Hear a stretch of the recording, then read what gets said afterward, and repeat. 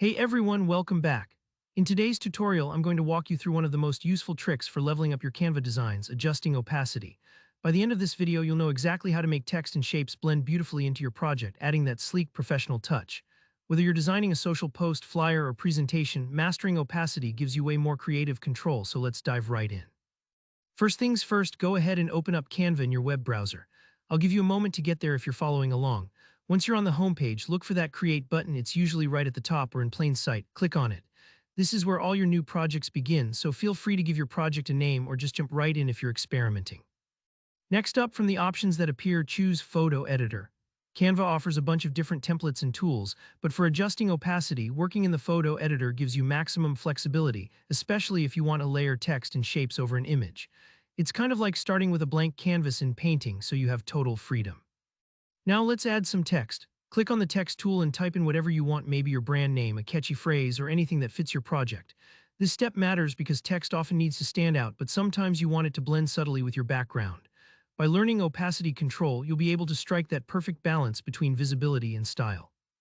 Once your text is looking good, move over to the Elements tab. This is where Canva hides tons of great graphics, but for now, let's keep it simple and select a shape like a rectangle or a circle. Adding shapes can help organize your design, create emphasis, or draw the eye exactly where you want it. For example, you might want to put a semi-transparent box behind your text to make it pop over a photograph. Now here's the fun part. Take the shape you just added and place it behind your text. If you're not sure how to arrange layers, just right-click the shape and choose Send to Back. That will tuck the shape behind whatever is in front. Don't worry if this takes a moment or two to get right. Layering objects gets easier the more you play around with it.